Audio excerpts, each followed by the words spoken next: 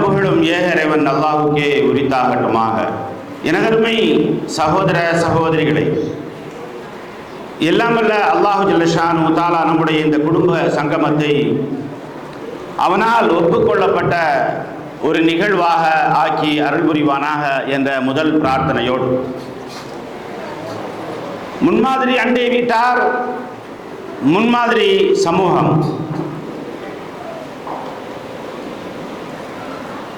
அண்டை வீட்டாருடைய உரிமைகளை குறித்து இந்தியா முழுவதும் ஒரு பரப்புரை நடக்கிறது என்று சொன்னால்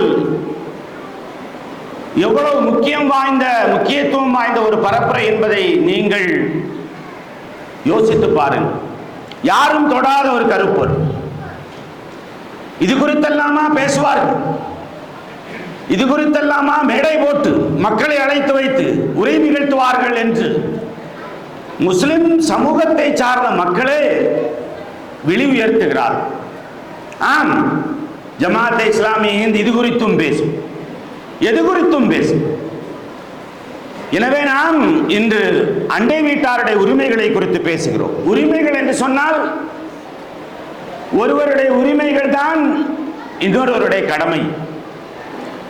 அண்டை வீட்டாருடைய உரிமை என்று சொன்னால் நாம் அவருக்கு செய்ய வேண்டிய கடமைகள் என்று வரும். அந்த கடமைகளில் நாம் தவறிழைத்தால் அல்லாஹ்விடத்தில் பதில் சொல்ல வேண்டும். எனவே இது நமது கடமை, அவருக்கான உரிமை. என்னென்ன உரிமைகளை இஸ்லாம் அண்டை வீட்டாருக்கு சொல்லுகிறது? எல்லோருக்கும் தெரிந்ததுதான். அவர் முஸ்லிமாக இருந்தால் சலாம் சொல்ல வேண்டும்,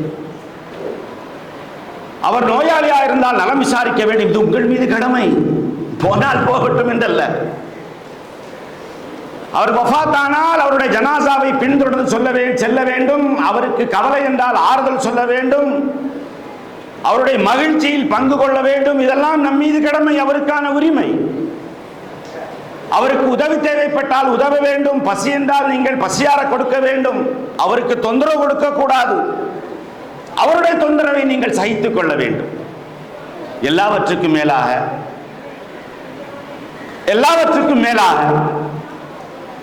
இவ்வளவு உரிமைகள் இருக்கிறது என்று அவருக்கு தெரிய வேண்டும். இவ்வளவு உரிமைகள் இருக்கிறது என்று அவருக்கு தெரிவிக்க வேண்டும், தெரிய வேண்டும். அப்படி தெரிகிறதா? தெரிந்தால் தான் நாம் மீத கடமை அப்படி வந்துடுமே. இது இஸ்லாம் சொல்லுகிற கடமை. அருமை சகோதரர்களே, மனிதனுக்கு தேவை என்ன? மனிதனுக்கு தேவை என்ன? நிம்மதி. அவன் வசிக்கும் இடத்தில் அவனுக்கு தேவை மன நிம்மதி.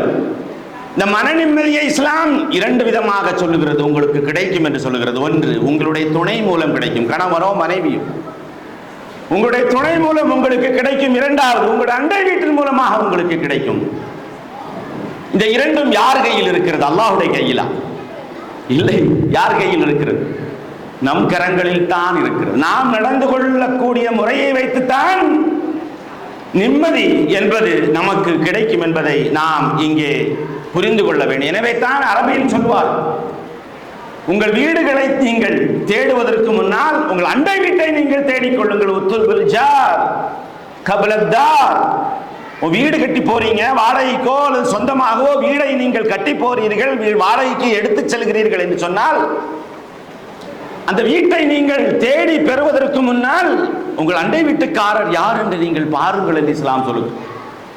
அந்த அளவு தூரம் அண்டை வீட்டுக்கு முக்கியத்துவம் கொடுக்கிறது இஸ்லாம். இந்த உரை பொதுவாக எப்படி வேண்டும் என்றாலும் வாழலாம் என்று நினைப்பவர்களுக்கு பயன் தராது. It is my life, it is my rule, என் வாழ்க்கை என் கையில், என் இஷ்டம் என் விருப்பம் என்று நினைப்பவர்களுக்கு இந்த உரை பயன் தராது. இல்லை, அல்லாஹும் அல்லாஹ்வுடைய தூதரும் ஷரியத்தும் என்ன சொல்லி இருக்கிறது, அதன் அடிப்படையில் வாழ வேண்டும், அதற்கு நான் கட்டுப்படுவேன் என்று கருதுகிற எண்ணத்தோடு உட்கார்ந்திருக்கிற மக்களுக்கு மட்டும்தான் இந்த உரை பயன் தரும் என்பதையும் இந்த உரையுடைய ஆரம்பத்திலேயே நான் சொல்லிக்கொள்ள ஆசைப்படுகிறேன். இஸ்லாம் என்றால் அமைதி. இஸ்லாம் என்றால் அமைதி. இது அமைதி மார்க்கத்தை பின்பற்றுகிற நம்முடைய வாழ்க்கையில் அமைதி வர வேண்டாமா? என் தனிப்பட்ட வாழ்வு அமைதியாக இருக்க வேண்டும். இந்த மார்க்கத்தை, ஒரு உன்னதமான ஒரு மார்க்கத்தை பின்பற்றுகிற எனக்கு நிம்மதி இல்லை என்று சொன்னால் யோசித்து பாருங்கள். என்னுடைய வாழ்வில், என்னுடைய குடும்ப வாழ்வில், என்னுடைய சமூக வாழ்வில் எனக்கு பெரும் நிம்மதி தேவைப்படுகிறது. எனவே தான் இங்கே வாசித்து காட்டினார்களே ஆரம்பத்தில் ஒரு சூரத்து நிசாவுடைய வசனம், அதில் அல்லாஹு தாலா எவ்வளவு முக்கியத்துவம் கொடுத்த அண்டை வீட்டுக்காரரை அல்லாஹு தாலா சொல்கிறான், எனக்கு இணை வைக்காது என்று சொல்கிறான். அதே பட்டியலில் அல்லாஹு தாலா சொல்கிறான், உங்கள் பெற்றோரோடு நீங்கள் நல்ல முறையில் நடந்து கொள்ளுங்கள் என்ற ஒரு பட்டியலையே அல்லாஹு தாலா சொல்கிறான். யாரோடு நீங்கள் நல்ல முறையில் நடந்து கொள்ள வேண்டும் என்ற பட்டியலை சொல்லுகிற போது முதலாவது உங்கள் பெற்றோரோடு நீங்கள் நல்ல முறையில் நடந்து கொள்ள வேண்டும் என்று சொல்கிறான். அடுத்தது பணியாளர்களை சொல்கிறான், வேலைக்காரர்களை சொல்கிறான். அடுத்தது அல்லாஹு தஆலா அண்டை வீட்டாரை சொல்கிறான். உங்கள் பெற்றோரோடு நீங்கள் எப்படி நல்ல முறையில் நடந்து கொள்ள வேண்டுமோ அதே முறையில் நீங்கள் உங்கள் அண்டை வீட்டுக்காரரோடு நீங்கள் நடந்து கொள்ள வேண்டும் என்று அல்லாஹ் சொல்கிறான். பெற்றோரையும் அண்டை வீட்டாரையும் ஒரே சமதளத்தில் வைத்து அல்லாஹு தஆலா சமமாக அல்லாஹு தஆலா சொல்கிறான். பெற்றோருக்கு நீங்கள் நோவினை கொடுக்க மாட்டீர்கள், அண்டை வீட்டாருக்கு நீங்கள் நோவினை கொடுக்காதீர்கள். பெற்றோரோடு நீங்கள் நல்ல முறையில் நடந்து கொள்வீர்கள், அண்டை வீட்டாரோடு நீங்கள் நல்ல முறையில் நடந்து கொள்ளுங்கள் என்ற கருத்தை அல்லாஹு தஆலா இங்கே சொல்லி காட்டுகிறான். 3 வகையாக அண்டை வீட்டாரை அல்லாஹு தஆலா பிரிக்கிறான். உங்களுடைய உறவினரான அண்டை வீட்டார், அஞ்சீரான அண்டை வீட்டார், சாஹிபுல் ஜம்ப் என்று அல்லாஹு தஆலா 3வதாக சொல்கிறான். உங்கள் பக்கத்தில் இருப்பவர், உங்களுடைய பயணத்தில், உங்களுடைய ஒரு நிகழ்வில் உங்களுடைய அருகில் இருக்கிறவர் அண்டை வீட்டுக்கான உரிமை பெற்றவர் என்ற கருத்தை அல்லாஹு ஜல்ல ஷானு தஆலா சொல்லி காட்டுகிறான். இந்த அடிப்படையில் அண்டை வீட்டார் என்றால் யார்? அவர் நல்லவராக இருக்கலாம், கெட்டவராக இருக்கலாம், உங்கள் அண்டை வீட்டுக்காரர் தான். அவர் முஸ்லிமாக இருக்கலாம், காஃபிராக இருக்கலாம், அவர் உங்கள் அண்டை வீட்டுக்காரர் தான். நண்பராக இருக்கலாம், விரோதியாக இருக்கலாம், அவர் உங்கள் அண்டை வீட்டுக்காரர் தான். அவருக்கு நான் ஏற்கனவே சொன்ன 10 உரிமைகளை நீங்கள் கொடுத்தே தர வேண்டும். உங்களுக்கு உபகாரம் செய்பவராக இருக்கலாம், இல்லை என்றால் தொந்தரவு கொடுப்பவராக இருக்கலாம், உறவினராக இருக்கலாம், அந்நியராக இருக்கலாம், ஒரே ஊர்க்காரராக இருக்கலாம், அடுத்த ஊர்க்காரராக இருக்கலாம், அவர் உங்களுடைய அண்டை வீட்டுக்காரர் தான். யாராக இருந்தாலும் அவருக்கு அடுத்த அண்டை வீட்டுக்காரருக்கான உரிமையை நீங்கள் கொடுத்தே தர வேண்டும். அண்டை வீட்டுக்காரருக்கான உரிமை என்பது ஒரு சுன்னத்தோ நஃபிலோ அல்ல, உபரி கடமை அல்ல, அது வாஜிப், அது கட்டாய கடமை. அல்லாஹ் அருள்மறை குர்ஆனில் சொல்லுகிற ஒரு கடமை. ஆனால் இன்று நிலைமை எப்படி மாறி இருக்கிறது யோசித்து பாருங்கள். ஒரே ஊரை சார்ந்த 2 நபர்கள் வெளியூர்களை சந்தித்தா எங்கேயோ பார்த்த மாதிரி இருக்குன்றாங்க, எங்கேயோ பார்த்த மாதிரி இருக்கு உங்களை, ஆனா இந்த ஊருக்காரர் சார் நானும் அந்த ஊர் தானப்பா என்று சொல்கிறார். இந்த தெருவை நானும் அந்த தெருவு தான்பா, இந்த வீட்டை சார்ந்தவன் அது பக்கத்து வீட்டுல தானப்பா, பார்த்ததே இல்லையே. யோசித்து பாருங்கள், இந்த அளவு தூரம் நம்முடைய அண்டை வீட்டு உறவுகள் தூரமாகி போனது. காரணம், வீடுகள் அருகில் இருக்கிறது, ஆனால் நெஞ்சங்கள், இதயங்கள் தூரமாகி போய்விட்டன. எனவே தான் ஜமாத்தே இஸ்லாமி இந்த பரப்புரையை மேற்கொண்டிருக்கிறது. இது நம் மீதான கடமை என்பதை நான் மீண்டும் இங்கே நினைவுபடுத்துகிறேன். இமாம் அஹ்மது ரஹ்மத்துல்லாஹி அலைஹி அவர்கள் சொன்னார், 3 விதமாக உங்கள் மீது அண்டை வீட்டுக்கு செய்ய வேண்டிய கடமை உங்கள் மீது மாறுகிறது. 1, அவர் முஸ்லிம் அல்லாதவராக இருந்தால் அண்டை வீட்டுக்கான உரிமை நீங்கள் கொடுக்க வேண்டும். 2, அவர் அண்டை வீட்டுக்காரராகவும் இருந்து முஸ்லிமாக இருந்தால் 2 விதமான கடமைகள் உங்களுக்கு வருகிறது. 1 அண்டை வீட்டுக்கான உரிமை, இன்னொன்று அவர் முஸ்லிம் என்ற உரிமை. 3வது அண்டை வீட்டுக்காரர், முஸ்லிம், சொந்தக்காரர் என்று சொன்னால், உறவினர் என்று சொன்னால் 3 விதமாக நீங்கள் அவர் மீது உரிமையை கொடுக்க வேண்டும். இல்லை என்றால் நீங்கள் அல்லாஹ்விடத்தில் பதில் சொல்ல வேண்டும் என்று அஹ்மது ரஹ்மத்துல்லாஹி அலைஹி அவர்கள் சொன்னார். இதனால தான் ரசூலுல்லாஹ் பயந்தாங்க. பிரபலமான நபிமொழி உங்களுக்கு தெரியும்.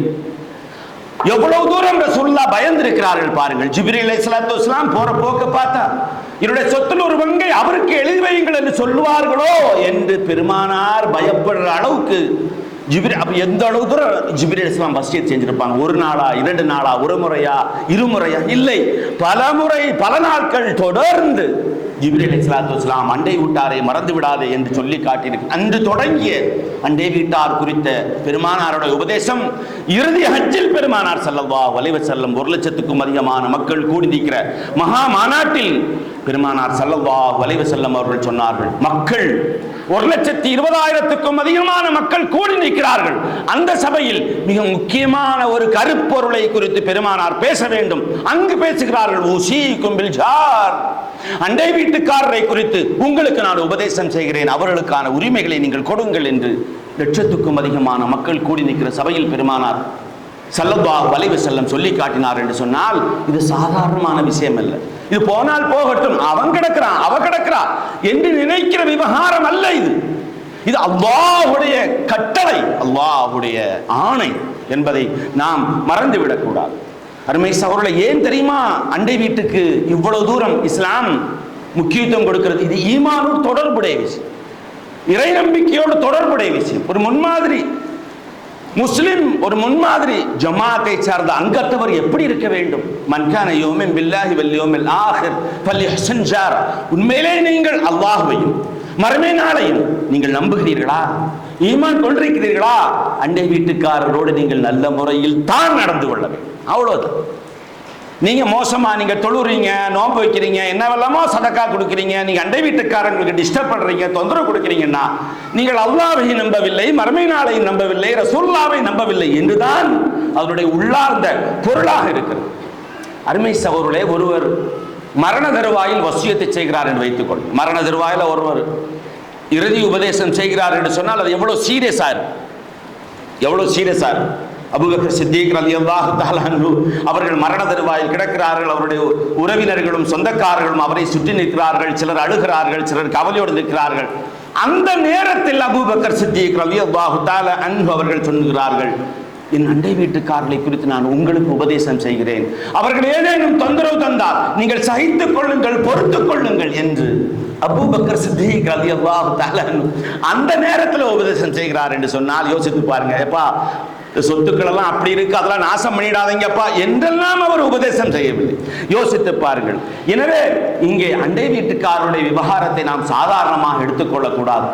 இன்று மாடி வீடுகளில் வசிக்கிறவர்கள் சில போது திளைக்கலாம், எங்களுக்கு தான் வலப்பக்கம், இடப்பக்கம், முன்பக்கம், பின்பக்கம், அண்டை வீடு என்று யாரும் இல்லையே என்றால் இல்லை, இருக்கிறது. முதல் தளம், மேல் தளம், கீழ்த்தளம் எல்லாம் உங்களுடைய அண்டை வீட்டுக்காரர் தான். அதற்கான உரிமைகளை நீங்கள் கொடுத்தே தீர வேண்டும் என்று இஸ்லாம் சொல்லுகிறது. பெருமானார் ஸல்லல்லாஹு அலைஹி வஸல்லம் அவர்கள் மக்காவிலிருந்து மதீனா வருகிறார்கள். அபு அய்யூபுல் அன்சாரி ரலியல்லாஹு தஆலா அன்ஹு அவருடைய வீட்டில் தான் அவர்கள் தங்கினார். அவருடைய வீடு 2 மாடி. 2 மாடி என்றால் நீங்கள் வேறு விதமாக கற்பனை செய்யாதீர்கள். அது மரத்தாலும் ஓலைகளாலும் வேயப்பட்ட அது மாடி வீடு தான். பெருமானார் ஸல்லல்லாஹு அலைஹி வஸல்லம் அவர்கள் கீழ்தளத்தில், தரைத்தளத்தில் இருந்தார். அபு அய்யூபும் அவருடைய மனைவியும் அன்றிரவு மேல் தளத்தில் இருந்தார்கள். அவருடைய மனைவி திடீரென்று சொன்னார்கள் அபு அய்யூபை பார்த்து, அருமை கணவர், என்ன செய்திருக்கிறீர்கள்? அல்லாஹ்வுடைய தூதர் கீழ்தளத்தில் இருக்கிறார், அவர்களுக்கு வஹி வரலாம், ஜிப்ரீல் வரலாம், குர்ஆன் இறங்கலாம், அவர்களுடைய தலைக்கு மேலாக நம்முடைய பாதங்களா? இது எப்படி ஏற்றுக்கொள்ள முடியும்? நியாயமா? என்ன காரியம் செய்தீர்கள் அருமை கணவரே என்று சொன்னபோதுதான் அபு அய்யூபுல் அன்சாரி ரலியல்லாஹு தஆலா அன்ஹு திகைக்க தொடங்கினார். ஆமா, ஜிப்ரீல் வருவாங்கல்ல, குர்ஆன் இறங்கும்ல, ரசூலுல்லாஹி ஸல்லல்லாஹு அலைஹி வஸல்லம் அவர்களுக்கு வஹி வருமே, என்ன செய்வது என்று இருவரும் ஒரு ஓரமாக, ஒதுக்குப்புறமாக இரவெல்லாம் தூங்காமல் அப்படியே விழித்துக் கொண்டிருந்தார். மறுநாள் காலையில் பெருமானார் ஸல்லல்லாஹு அலைஹி வஸல்லம் அவர்களை சந்தித்து, இது அண்டை வீட்டுக்கான உரிமைகளை கொடுக்க, நான் மேல்தளத்தில் இருக்கிறேன், என்னுடைய சொந்த பிளாட், என்னுடைய சொந்த தளம், நான் காசு கொடுத்து, எனக்கு என்னுடைய விருப்பம் இல்லை, இல்லை, நீங்கள் உரிமைகளை கொடுத்தே தீர வேண்டும். மறுநாள் காலையில் அபு அய்யூபுல் அன்சாரி நபிகள் நாயகம் ஸல்லல்லாஹு அலைஹி வஸல்லம் அவர்களை சந்தித்து, யா ரசூலல்லாஹ், தயவு செய்து மேல்தளத்துக்கு வந்து விடுங்கள், என்னால் தூங்க முடியவில்லை, நானும் என் மனைவியும் இரவில் தூங்கவில்லை, யா ரசூலல்லாஹ், வஹி வரும், குர்ஆன் வரும், ஜிப்ரீல் வருவார்கள் என்ற பயத்திலேயே நாங்கள் உங்கள் தலைக்கு மேல் எங்களுடைய பாதங்களா ஏற்றுக்கொள்ள முடியாது, யா ரசூலல்லாஹ், எப்படியாவது மேல வந்துருங்க, நாங்கள் கீழே வந்துடுறோம்னு சொல்றாங்க. ரசூலுல்லாஹ் முடியாதுன்னு சொல்லிட்டாங்க. என்னை சந்திக்க மக்கள் வருவார், என்னை சந்திக்க நபர்கள் வருவார், அவங்க மேலே ஏறி வருவதெல்லாம் சிரமமா இருக்கும், எனவே நான் இங்குதான் தங்குவேன் என்று ரசூலுல்லாஹ் விடாப்பிடியாக சொல்ல அன்றிரவும் பெருமானார் கீழ்தளத்தில் தங்குகிறார்கள். அபு அய்யூபுல் அன்சாரியும் மனைவியும் மேல் தளத்தில் தங்குகிறார்கள். இந்த பதட்டத்திலே இருக்கிற போது தண்ணி சிந்திருச்சு. மேல தண்ணி சிந்துகிற போது மரத்தால் ஆன அந்த அடுக்கல்லவா, அது கீழே கொட்டிவிடும் என்பதற்காக வேகமாக அபு அய்யூப் அந்த தண்ணீரை அப்படியே துடைத்து எடுக்கிறார். அவரும் அவருடைய மனைவியும். முதல் நாளை விட அவர்களுக்கு பதட்டம் அதிகமாகிவிடுகிறது. அன்றிரவும் அவர்கள் தூங்கவில்லை. 2வது நாள் நபிகள் நாயகம் ஸல்லல்லாஹு அலைஹி வஸல்லம் அவர்களை சந்தித்து, யா ரசூலல்லாஹ், ஒன்றும் சொல்லாதீர்கள், மறுபேச்சு பேசாதீர்கள், தயவு செய்து இன்று மேல் தளத்துக்கு நீங்கள் வந்துடுங்கள், எங்களால் 2 நாள் உங்களால் தூங்க முடியவில்லை என்று நீண்ட வரலாறு. நபிகள் நாயகம் ஸல்லல்லாஹு அலைஹி வஸல்லம் அவர்கள் இறுதியில் அதை ஏற்றுக்கொண்டார்கள். கொஞ்சம் யோசித்து பாருங்கள், இது சஹாபாக்கள் அண்டை வீட்டுக்கு கொடுத்திருக்கிற உரிமைகள், இதை நாம் கொடுத்தே தர வேண்டும். மேல்தளத்தில் நாம் இருந்தாலும் சரி, கீழ்தளத்தில் நாம் இருந்தாலும் சரி, இதுவெல்லாம் இஸ்லாம் நமக்கு சொல்லித் தருகிற வாழ்க்கை பாடங்கள். ஒருவர் நல்லவரா கெட்டவரா என்பதை எப்படி தீர்மானிக்கும்? நீங்கள் நல்லவரா கெட்டவரா, நான் நல்லவளா கெட்டவளா, நான் நல்லவனா கெட்டவனா என்பதை நானே ஜட்ஜ்மெண்ட் செய்ய முடியும். எப்படி? நபிகள் நாயகம் ஸல்லல்லாஹு அலைஹி வஸல்லம் அவரிடத்தில் ஒருவர் வந்து கேட்டார், யார சொல்லலாம், நான் நல்லவனா கெட்டவனா? பெருமானார் ஸல்லல்லாஹு, இட்ஸ் வெரி சிம்பிள். நபிகள் நாயகம் ஸல்லல்லாஹு அலைஹி வஸல்லம் அவர்கள் சொன்னால், இதா கால ஜீரானுக்கு அந்த முஹ்சின் ஃபஅன்த முஹ்சின், நீ நல்லவன் என்று உன்னுடைய அண்டை வீட்டுக்காரர் உனக்கு சர்டிபிகேட் தந்தால், உனக்கு சான்றிதழ் தந்தால் நீ நல்லவன். நீ மோசமானவன் என்று உன்னுடைய அண்டை வீட்டுக்காரன் சொன்னால் நீ மோசமானவன்.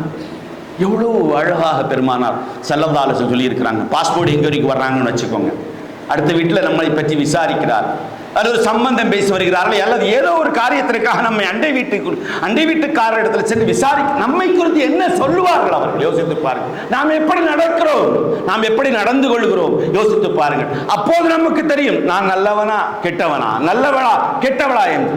அருமை சகோதரர்களே, இங்கே நான் இன்னொரு காரியத்தை, இன்னொரு விஷயத்தை சொல்லி காட்ட ஆசைப்படுகிறேன். அண்டை வீட்டுக்காரர் என்று சொன்னால் பொதுவாக உங்களுக்கும் எனக்கும் சேர்த்துத்தான் சொல்கிறேன்.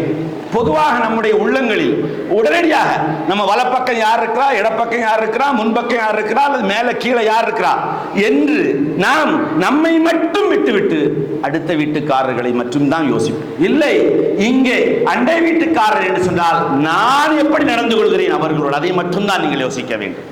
என்னுடைய வலப்பக்கத்தாரோடு நான் எப்படி நடந்து கொள்கிறேன், இவ்வளவு நேரம் சொன்னதை நீங்கள் அப்படி யோசித்து பாருங்கள். என் வலப்பக்க அண்டை வீட்டாரோடு நான் எப்படி நடந்து கொள்கிறேன், என் இடப்பக்க அண்டை வீட்டாரோடு நான் எப்படி நடந்து கொள்கிறேன், என்னுடைய முன்பக்கம், என்னுடைய பின்பக்கம், என்னுடைய மேல்தளம், என்னுடைய கீழ்த்தளம் நான் எப்படி நடந்து கொள்கிறேன் என்று அந்த இடத்தில் நம்மை வைத்து நாம் பார்க்க வேண்டும். பெருமானார் ஸல்லல்லாஹு அலைஹி வஸல்லம் அவர்கள் அந்த உரிமைகளுடைய அடுத்த கட்டத்தை சொல்லி தந்தார்கள். உயரமான மதில் சுவர் கட்டி உங்கள் அண்டை வீட்டுக்காருடைய வெளிச்சத்தையும் காற்றையும் நீங்கள் தடுக்காதீர்கள் என்று சொல்லி காட்டினார்கள் சொன்னார். எவ்வளவு தூரம் நாகரிகத்துடைய உச்சாணி கொம்பில் இருந்து கொண்டு இஸ்லாம் இந்த உபதேசங்களை நமக்கு சொல்லுகிறது. யோசித்து பாருங்கள். 1400 வருடங்களுக்கு முன்னால் எழுத படிக்க தெரியாத ஒரு சமூகத்திற்கு எவ்வளவு உயர்ந்த நாகரிகத்தை இஸ்லாம் கற்றுக் கொடுக்கிறது என்று நீங்கள் யோசித்து பாருங்கள். நீங்கள் உங்களுடைய வீட்டை கட்டுவதற்காக ஒரு சாரம் கட்டுகிறீர்கள். சாரம் என்று சொன்னால் உங்களுக்கு தெரியும், முளை கம்புகளை போன்று 4-5 கம்புகளை வைத்து குறுக்கே கட்டி அதில் வீடு கட்டுவதற்காகவோ அல்லது வேற ஒன்றை கட்டுவதற்காகவோ நீங்கள் சாய்த்து வைக்கிறீர்கள். அவர் வீட்டு சுவற்றிலோ உங்கள் வீட்டு சுவற்றிலோ அதை அடுத்த வீட்டுக்காரர் தடுக்க வேண்டாம், அல்லது நீங்களும் அவருடைய அதை சாய்த்து வைத்து அந்த வெளிச்சத்தையும் காற்றையும் தடுக்க வேண்டாம் என்று பெருமானார் ஸல்லல்லாஹு அலைஹி வஸல்லம் சொல்கிறார் என்று சொன்னால், தொலைக்காட்சியில் முடிந்த அளவு மேக்சிமம் வால்யூம் வைக்கிறோம், குதிக்கிறோம், கார் பார்க்கிங் பண்றோம், நம்ம அடுத்த வீட்டுக்கு முன்னாடி குப்பைகளை கொண்டு போடுகிறோம், மணலை குவியலாக போடுகிறோம், சேர்த்து வைக்கிறோம், முடிந்த அளவு தொந்தரவு கொடுக்கிறோம், எச்சில் துப்புகிறோம். யோசித்து பாருங்கள். பெருமானார் ஸல்லல்லாஹு அலைஹி வஸல்லம் தபரானியில் பதிவு செய்யப்பட்ட நபிமொழி, நபிகள் நாயகம் ஸல்லல்லாஹு அலைஹி வஸல்லம் ஒரு போருக்கு செல்லுகிற போது நபிகள் நாயகம் ஸல்லல்லாஹு அலைஹி வஸல்லம் திடீரென்று திரும்பி பார்த்து தோழர்களை பார்த்து கேட்டார்கள், உங்களிலிருந்து யாரேனும் அண்டை வீட்டுக்காரரோடு தொந்தரவு கொடுத்தவர் இருந்தால் இந்த போரில் கலந்து கொள்ள வேண்டாம் என்று சொன்னார்கள். கொஞ்சம் யோசித்து பாருங்க. கடன் சுமை இருக்கிறவர் கடந்து கொள்ள வேண்டாம் என்று சொல்லி இருக்கிறார்கள். ஆனால் அண்டை வீட்டுக்காரருக்கு தொந்தரவு கொடுத்தவர் இருப்பார் என்று சொன்னால் அவர் இந்த போரில் கலந்து கொள்ள வேண்டாம் என்று சொன்னால் யோசித்து பாருங்கள். அடுத்த வீட்டுக்காரனுக்கு தொந்தரவு கொடுத்தவர் இந்த போரில் கலந்து கொள்ளலாம் என்று கலந்து கொள்ளக்கூடாது என்று நபிகள் நாயகம் ஸல்லல்லாஹு அலைஹி வஸல்லம் அவர்கள் சொல்லி காட்டிய போது ஒரே ஒரு நபித்தோழர் மட்டும் யா ரசூலல்லாஹ் நான் என்று சொன்னார். என்ன செய்தி, நீர் என்ன செய்தீர் என்று கேட்டபோது அவர் சொன்னார், நான் ஒரு 2 நாட்களுக்கு முன்னால் அவருடைய சுவற்றில் சிறுநீர் கழித்திருக்கிறேன் யா ரசூலல்லாஹ் என்று சொன்னபோது பெருமானார் ஸல்லல்லாஹு அலைஹி வஸல்லம் லா தஸ்பஹுனல் யௌம், இன்று நடக்கிற போரில் நீர் எங்களோடு கலந்து கொள்ள வேண்டாம் என்று சொன்னார். அது ஒரு பெரிய மேட்டரா இருக்க முடியாது. இன்னைக்கு கழிவறைகள் இருக்கிறது, டாய்லெட்டுகள் இருக்கிறது. ஆனால் அன்றைய காலகட்டத்தை நீங்கள் யோசித்து பாருங்கள். நாகரிகம் வளராத ஒரு காலகட்டத்தில் கிராமப்புற மக்களாக வசிக்கிற ஒரு மக்களிடத்தில் எவ்வளவு உயரிய நாகரிகத்தை பெருமானார் ஸல்லல்லாஹு அலைஹி வஸல்லம் சொல்லி தருகிறார். அப்ப நாம இன்னைக்கு நாம கார் பார்க்கிங் அல்லது பைக் என்ன எவ்வளவு தொந்தரவுகளை நாம் கொடுக்கிறோம் அவர்களுக்கு. அப்ப இன்று ரசூலுல்லாஹி ஸல்லல்லாஹு அலைஹி வஸல்லம் அவர்கள் இருந்து அன்று போருக்கல்ல நாம் ஐவேளை தொழச் சொல்லுகிறோம். இந்த நேரத்தில் யாராவது அடுத்த வீட்டுக்காரருக்கு தொந்தரவு கொடுத்தால் இந்த தொழுகையில நீங்கள் கலந்து கொள்ள வேண்டாம் என்று சொன்னால் எப்படி இருக்கும் என்று யோசித்து பாருங்கள். எப்படி இருக்கும்? we cannot imagine that. அதை நம்மால் கற்பனையில் கூட கொண்டு வர முடியாது. அவ்வளவு தூரம் அண்டை வீட்டுக்கான உரிமையை இஸ்லாம் நமக்கு கொடுக்கிறது. ஹஸனுல் பஸ்ரி ரஹ்மத்துல்லாஹி அலைஹி மிகச்சிறந்த ஒரு தாபி, இறை தூதர் ஸல்லல்லாஹு அலைஹி வஸல்லம் அவருடைய மனைவிமார்களால் வளர்க்கப்பட்டவர், அவருடைய வளர்ப்பு பிள்ளை என்று கூட சொல்கிறார்கள் ஹஸனுல் பஸ்ரி. அவருடைய அண்டை வீட்டுக்காரர் ஒரு யூதர். ஹஸனுல் பஸ்ரி ரஹ்மத்துல்லாஹி அலைஹி அவர்கள் சுகமில்லாமல் படுத்து கிடக்கிறார். அந்த அண்டை வீட்டுக்காரர் இவரை நலம் விசாரிக்க வருகிறார். அவருடைய மனைவி வருகிறார். அந்த அண்டை வீட்டுக்காரர் அவருடைய மனைவி ஹஸனுல் பஸ்ரி ரஹ்மத்துல்லாஹி அலைஹி அவர்களை நலம் விசாரிக்க வருகிறார். யூதனுடைய மனைவி. அப்போது அவருடைய அறைக்குள்ளே செல்கிறார். அங்கிருந்து ஒரு துர்வாடை வருகிறது, மோசமான வாடை வருகிறது.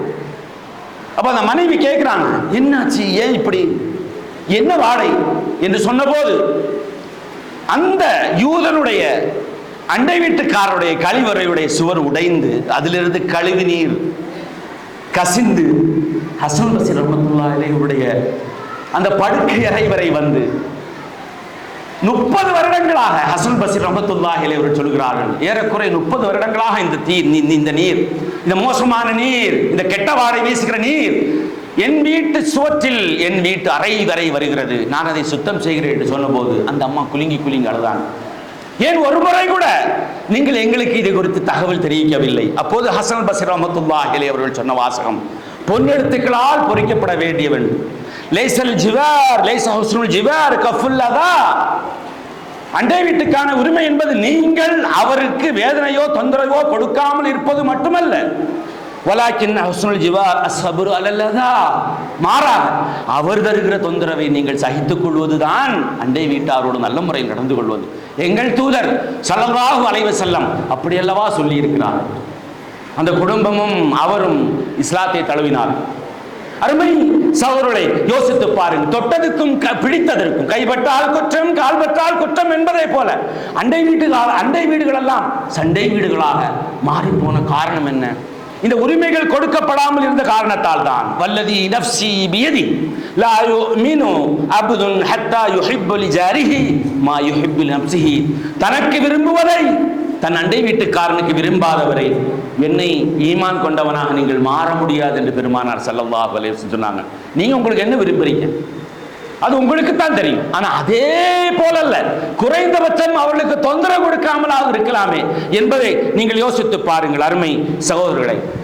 இதனால் தான் இஸ்லாம் இந்த அளவு தூரம், அவங்க குழந்தைகள் இருக்கலாம், முதியோர்கள் இருக்கலாம், நோயாளிகள் இருக்கலாம், இது குறித்தெல்லாம் இன்று யாருக்கும் கவலை இல்லை. இது என் வீடு, நான் வாடகை கொடுக்கிறேன், சொந்த காசுல வாங்கியிருக்கிறேன், இது என்னுடைய விருப்பம், என்னுடைய வாழ்க்கை.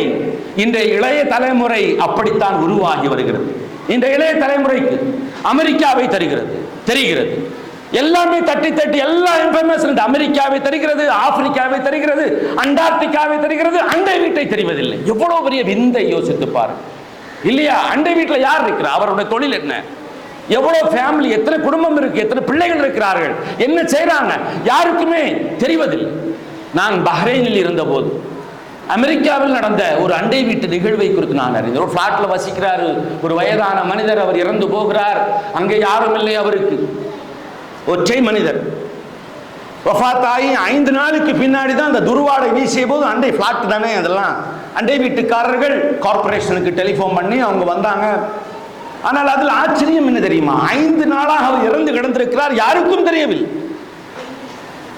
அந்த வாடை வந்த பின்புதான் தெரிகிறது. அவர் டிவி பார்த்து கொண்டிருந்தார், அந்த டிவி ஓடிக்கொண்டே இருந்தது. அந்த செய்தி வேகமாக பரவிய போது அந்த தொலை என்ன விந்தை என்று சொன்னால், நகைப்புக்குரிய சிரிப்புக்குரிய விஷயம் என்னவென்று சொன்னால், அந்த செய்தி அந்த குறிப்பிட்ட தொலைக்காட்சி, சாம்சங்கா இருக்கலாம், சோனியா இருக்கலாம், அந்த தொலைக்காட்சி நிறுவனத்துக்கு தெரிந்தது. அவர்கள் வேகமாக வந்தார்கள், அதை போட்டோ எடுத்தார்கள். 5 நாட்கள் ஆன பின்பும் தொடர்ச்சியாக நிற்காமல் ஓடுகிற ஒரே கம்பெனி தொலைக்காட்சி எங்கள் தொலைக்காட்சி என்றதை விளம்பரப்படுத்தினார்கள். மனிதாபிமானம் செத்து போன, மரத்து போன உணர்வு. இதைத்தான் நமக்கு அவர்கள் கற்றுத்தருகிறார். யோசித்து பாருங்கள், அண்டை வீட்டில் யார் இருக்கிறார்? இது இறந்து போன அண்டை யாரேனும் ஒருவர் மரணம் அடுத்த வீட்டிலேயோ பக்கத்து வீட்டிலேயோ ஒருவர் இறந்திருக்கிறார் என்று சொன்னால் முஸ்லிம் சமூகம் எப்படி நடக்கிறது என்று யோசித்துப்பார். அந்த மரணித்தவர்கள் முஸ்லிமா இருக்கலாம், நான் முஸ்லிமா இருக்கலாம், ஆனால் எப்படி நடந்து கொள்கிறார்கள்? நபிகள் நாயகம் ஸல்லல்லாஹு அலைஹி வஸல்லம் அவர்கள் ஜாஃபர் இப்னு அபீ தாலிப் ரலியல்லாஹு தஆலா அன்ஹு மௌத்தா போரில் ஷஹீதாகிறார்கள்.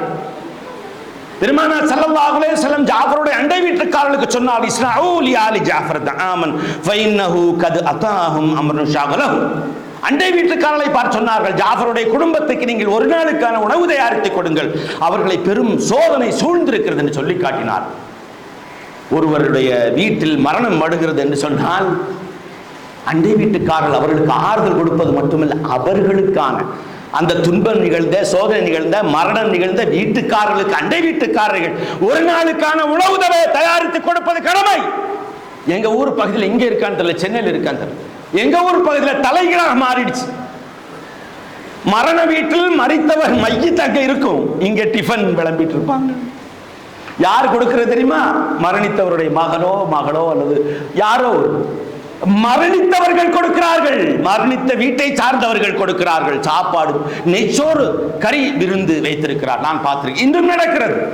டீ கொடுக்குறாங்க வர்றவங்களுக்கு, அங்க வர்றவங்க ஒரு என்ஜாய் பண்றாங்க.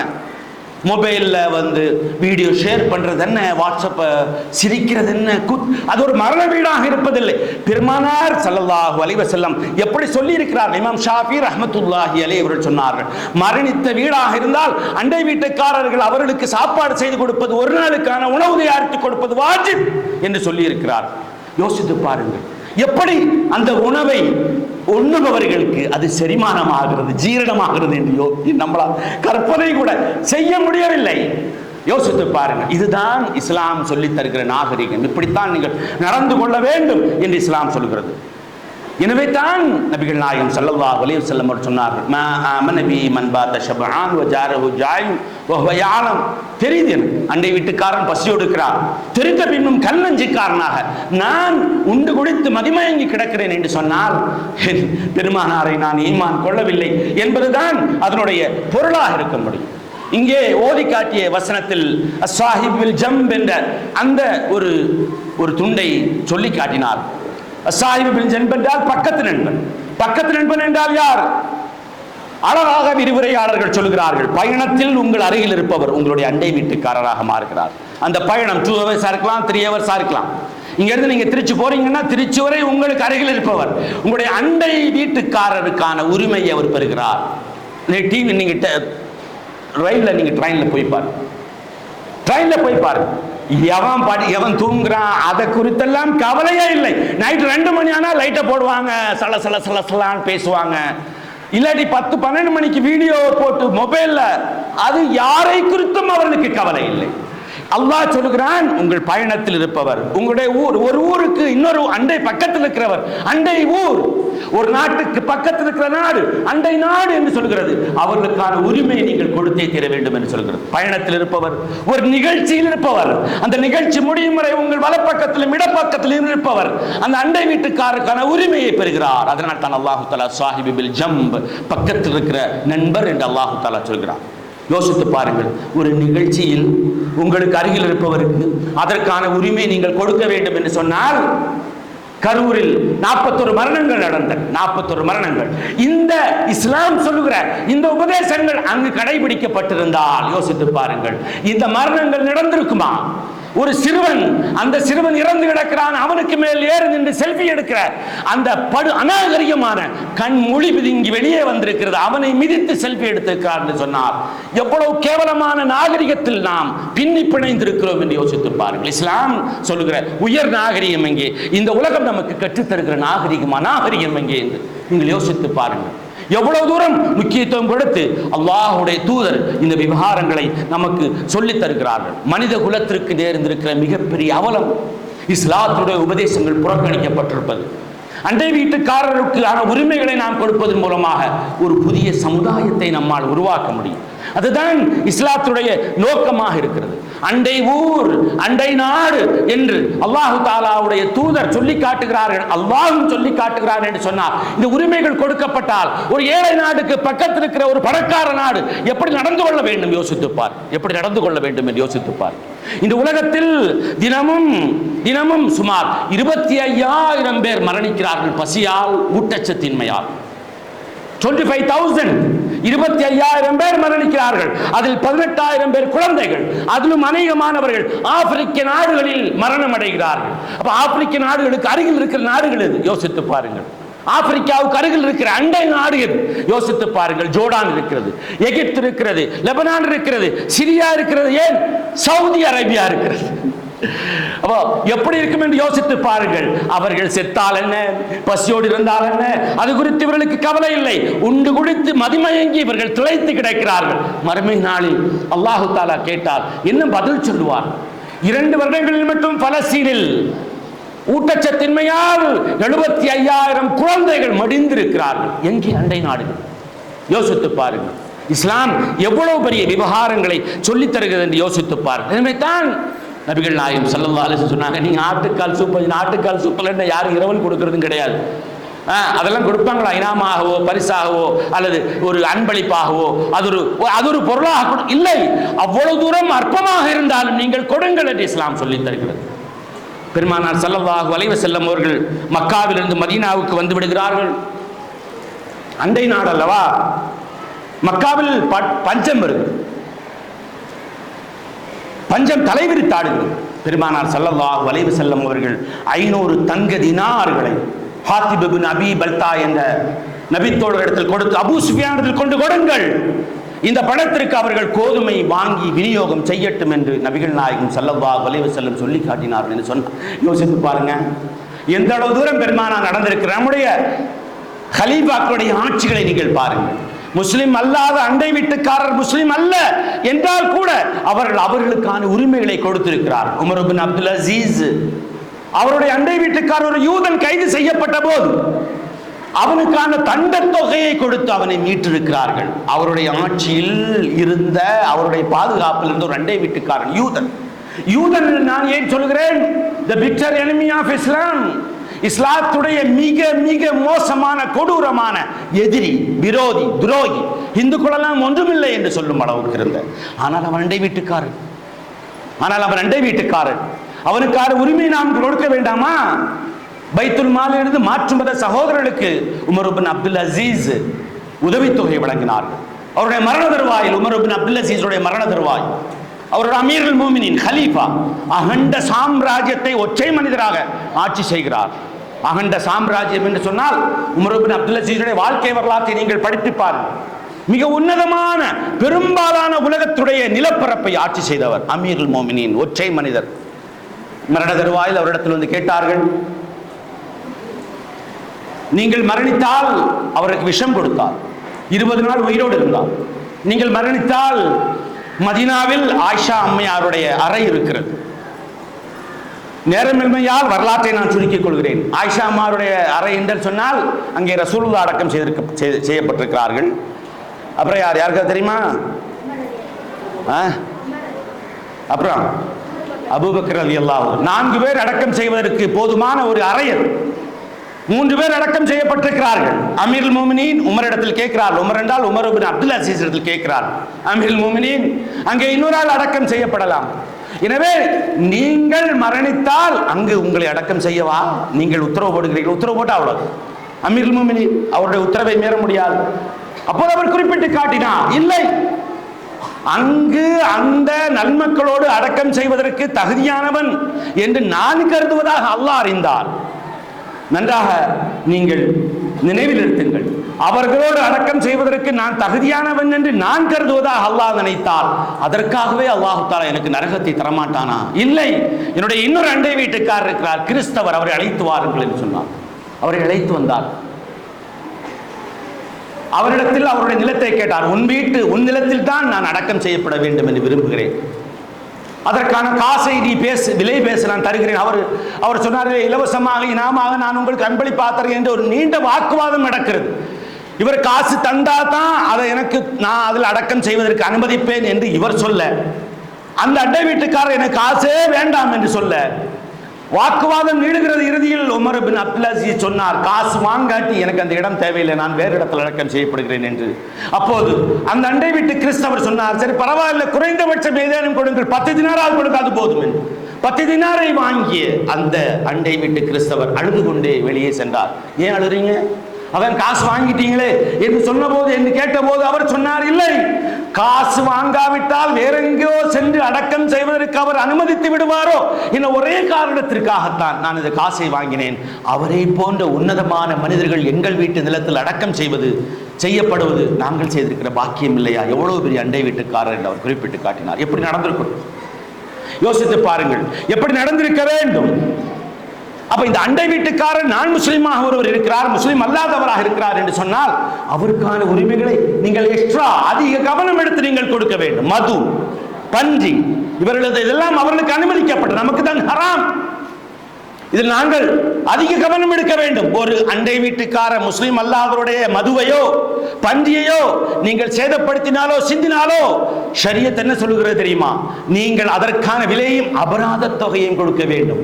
2 மடங்கு நீங்கள் அபராதம் செலுத்த வேண்டும். அதற்கான விலை, அதற்கான அபராதம். யோசித்து பாருங்க, எவ்வளவு தூரம் இந்த உரிமைகளை இஸ்லாம் நமக்கு சொல்லி தருகிறது. இமாம் அபூ ஹனீஃபா ரஹ்மத்துல்லாஹி அலைஹி அவர்கள் சொல்கிறார்கள், உஜூப் ரத்தில் மஸல், அதே போன்ற விலையை நீங்கள் பன்றியோ மதுவோ நீங்கள் சேதப்படுத்தினீர்கள் அல்லது காயப்படுத்தினீர்கள் என்று சொன்னால் அதே போன்ற விலையை கொடுப்பது வாஜிப் என்று சொல்கிறார். அண்டை வீட்டுக்கு இவ்வளவு தூரம் இந்த அண்டை வீட்டுக்காரனுக்கான உரிமை இருக்கிறது. இஸ்லாம் அண்டை வீட்டுக்கார உரிமையை சாதாரணமாக சொல்லவில்லை. 7 வானங்களுக்கு மேல் இருந்து அல்லாஹ் தஆலா பேசுகிறார். சூரத் நிசாவுடைய 105 முதல் 113 வரை உண்டான வசனங்களை நீங்கள் படித்து பாருங்கள். வீட்டுக்கு சென்றால் 105 முதல் 113 வரை உண்டான வசனங்கள், 7 வசனங்கள் 7 வானங்களுக்கு மேல் இருந்து இறங்குகின்றன. யாருக்காக இறங்கியது?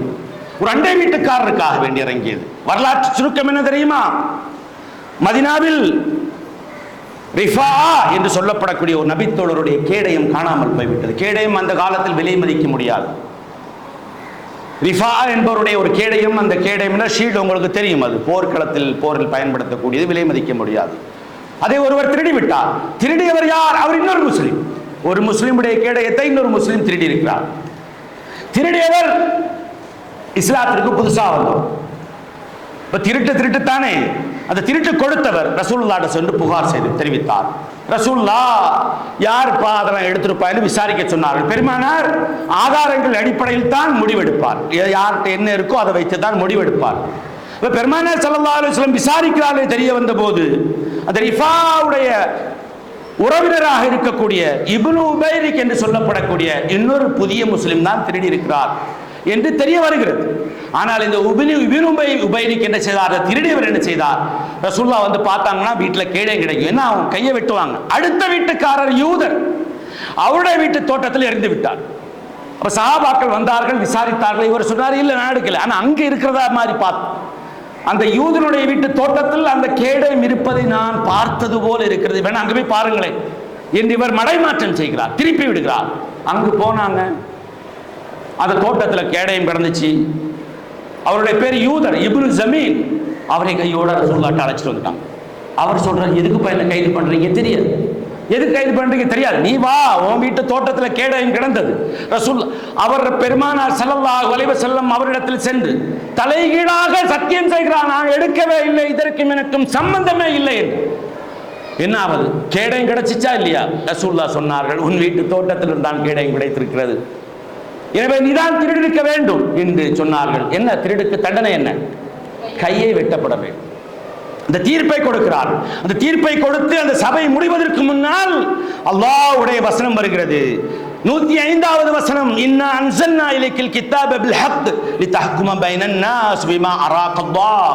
இந்த குர்ஆனை நாம் உமக்கு இறக்குவது எதற்கு இறக்கி தந்திருக்கிறோம் தெரியுமா? அல்லாஹ் விரும்புகிற முறையில் நீ மக்களுக்கு மத்தியில் தீர்ப்பளிக்க வேண்டும் என்பதற்காக வேண்டித்தான். வலா தகுல் லில் ஹாயினின ஹஸீமா, மோசடிக்காரர்களுக்கு சார்பாக நீ வாதாடுவதற்காக அல்ல என்று அல்லாஹ் தஆலா அல்லாஹ்வுடைய தூதரை கண்டிக்கிறான். மோசடிக்காரனுக்கு சார்பாக நீர் வாதாட வேண்டும் என்பதற்காக அல்ல. எப்படி இருக்கு யோசித்து பாருங்க. ஒரு யூதன் அப்பாவி, அவன் திருடினான் என்று நீர் அவனுக்கு அவனுக்கு எதிராக வாதாடுகிறீர். திருடியவர்களுக்கு சார்பாக நீர் வாதாடுகிறீர். தொடர்ந்து அந்த வசனங்களை நீங்கள் படித்து பாருங்கள். அல்லாஹ்வுடைய கோப பார்வை அந்த 7 வசனங்களில் பட்டித் தெரிப்பதை நீங்கள் பார்ப்பீர்கள். அது மட்டுமல்ல, அல்லாஹு தஆலா 113வது வசனத்தில் சொல்கிறான், ஹா அன்தும் ஹாஉலாய் ஜாதல்தும் அன்ஹும் ஃபில் ஹயாத்துத் துன்யா. மோசடிக்காரர்களுக்காக வேண்டி இந்த உலகத்தில் நீர் வாதாடினீர்கள், மறுமையில் இவர்களுக்கு சார்பாக அல்லாஹ்விடத்தில் யார் வாதாடுவார் என்று அல்லாஹு தஆலா கேட்கிறான். மறுமை ஒன்று இருக்கிறது அல்லவா? அங்கு இந்த திருடியவர்கள் வருவார்களே, அந்த அப்பாவியும் வருவானே ஒரு யூதன், அவனுக்கு ஆதரவாக, அவனுக்கு சார்பாக, இவர்களுக்கு எதிராக எல்லாம் அல்லாஹ்விடத்தில் யார் வாதாடுவார்? யோசித்து பார்க்க மாட்டீர்களா என்று அல்லாஹ்வுடைய வசனங்கள் இறங்குகிறது என்று சொன்னால் யோசித்து பாருங்கள் அருமை சகோதரர்களே. எனவே இது சாதாரணமான விஷயம் அல்ல. கெட்ட அண்டை வீட்டுக்காரன் இவர்களை குறித்து நாம் அல்லாஹ்வுடைய தூதர் சொன்ன பிரார்த்தனையை நாம் நினைவில் வைக்க வேண்டும். அல்லாஹும்ம இன்னி அஊது பிக்க மின் ஜாரி ஸூ. கெட்ட அண்டை வீட்டுக்காரனிடமிருந்து யா அல்லாஹ் உன்னிடத்தில் நான் பாதுகாப்பு கேட்கிறேன் என்று சொல்லி காட்டினார். யோசித்து பாருங்கள். அப்போ நாம் ஒரு கெட்டவனாக இருந்தால் நம்மிடமிருந்து அல்லாஹ்வுடைய தூதர் பாதுகாப்பு கேட்டிருக்கிறார் அல்லாஹ்விடத்தில் என்றால் யோசித்து பாருங்கள். லா யதுகுலுல் ஜன்னத மன் லா யுமின் ஜாரஹு பிவாயிகிஹி. உங்கள் தொந்தரவால் அண்டை வீட்டுக்காரன் நிம்மதி பெறவில்லை என்று சொன்னால் அவன் சொர்க்கத்தில் நுழைய மாட்டான், ஒன்று ஈமான் கொள்ள மாட்டான் என்று பெருமானார் ஏற்கனவே சொன்னார். இப்போது சொர்க்கத்திலே நுழைய முடியாது. 2 பெரும் இழப்புகள், சாதாரணமானதல்ல. 2 பெரும் இழப்புகள். ஒன்று, நீங்கள் ஈமான் கொண்டவராக மாற முடியாது. இன்னொன்று, சொர்க்கத்திலே நுழைய முடியாது. அருமை சகோதரர்களே, அண்டை வீட்டுக்காரர்களை குறித்து நாம் ஏன் இவ்வளவு பேச வேண்டும்? ஏனென்று சொன்னால் அண்டை வீட்டுக்காரர்களுக்கு ஒரு புனிதம் இருக்கிறது, ஒரு புனிதம் இருக்கிறது, தி ஹோலி இருக்கிறது. அந்த புனிதத்தை உலகத்தில் வாழுகிற இந்தியன் பீனல் கோட்டோ, அது அமெரிக்க நாகரிகமோ, மேற்கத்திய கலாச்சாரமோ எதுவும் கற்றுத்தராது. அந்த புனிதத்தை மீறுவதற்கு தான் அவர்கள் சொல்லித் தருகிறார். உங்க வீடு, உங்க ரைட்ஸ். ஆனால் இஸ்லாம் அப்படி அல்ல. அந்த புனிதத்தை சொல்லித் தருகிறது, காப்பாற்றப்பட வேண்டும். அது குறித்து அல்லாஹ் விசாரிப்பான். ஏன் இவ்வளவு தூரம் அண்டை வீட்டுக்காரை குறித்து பேச வேண்டும்? ஒருவர் தவறு செய்கிறார் என்று சொன்னால், ஒரு தவறு செய்யணும் அப்படின்னா குறைந்தபட்சமாக ஏதேனும் செலவு செய்யும். இப்போ தண்ணி அடிக்கணும்னா அஸ்தோபிருல்லாஹ், அல்லாஹ் பாதுகாக்கணும், பைக் எடுத்துட்டு வெளியே போகணும், அது காசு செலவு பண்ணணும் இல்லையா? குறைந்தபட்சம் குறைந்த செலவாவது செய்ய வேண்டும். ஆனால் அண்டை வீட்டை யோசித்து பாருங்கள், குறைந்த செலவு, அவ்வளவு செலவு பண்ண வேண்டிய தேவை கிடையாது. அதிக வாய்ப்பு, எளிய முயற்சி. ஜன்னலை திறந்தா யார் இருக்கிறான்? அண்டை வீட்டுக்கார். யோசித்து பார். எனவே தான் நபிகள் நாயகம் ஸல்லல்லாஹு அலைஹி வஸல்லம் அவர்கள் சொன்னார், அடுத்த வீட்டு பெண் குளிக்கிற போது எட்டி பார்க்குதல், சைட் அடிக்குதல், அந்த பெண்ணோடு ஓடி போகுதல், அந்த பெண்களோடு ஆண்களோடு மோசமாக நடக்குதல், சாதாரணமாக விபச்சாரம் செய்வதை விட 10 மடங்கு பெரும் தண்டனை அல்லாஹ்விடத்தில் இருக்கிறது அந்நிய பெண், அடுத்த வீட்டு பெண்களோடு நீங்கள் மோசமாக நடந்து கொண்டால் என்று சொல்லி காட்டினார். நபிகள் நாயகம் ஸல்லல்லாஹு அலைஹி வஸல்லம் பிறதொரு தடவை சொல்லி காட்டினார்கள், அவன் ஆண்மையற்றவன். யார் யார் யார் ரசூலல்லாஹ்? ஆண்மையற்றவன், ஆண்மையற்றவன், ஆணாக இருந்தாலும் ஆண்மையற்றவன்.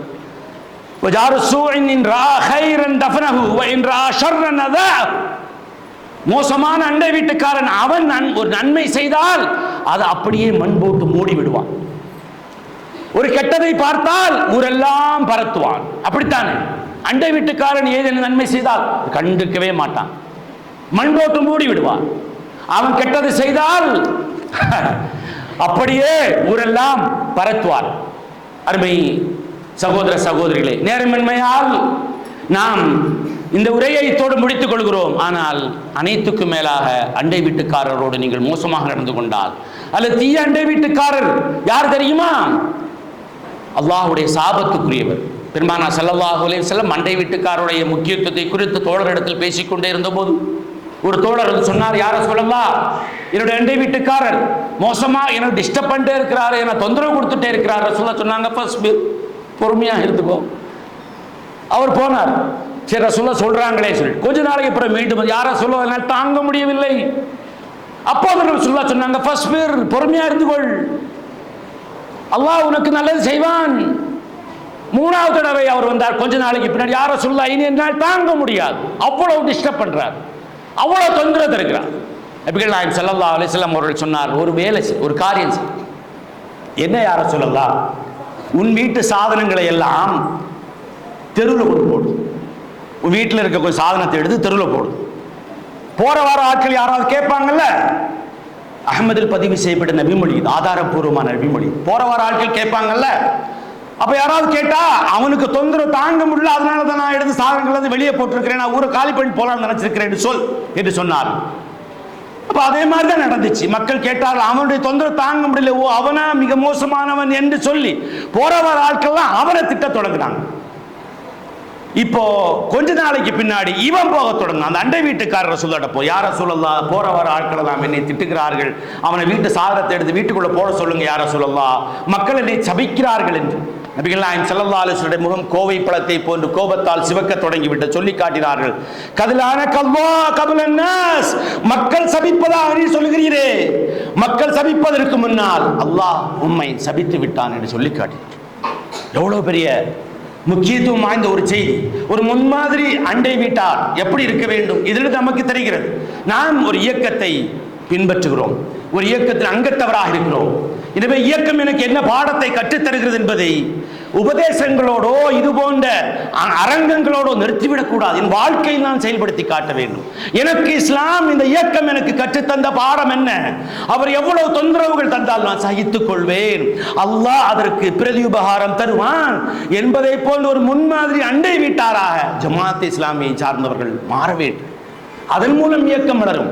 உபதேசங்களாலோ உரைநடைகளாலோ இது போன்ற பயான்களாலோ அல்ல, நடத்தைகளால் தான் மாறுகிறது சமூகம். எனவே ஏன் இவ்வளவு தூரம் முக்கியத்துவம் கொடுக்கிறது?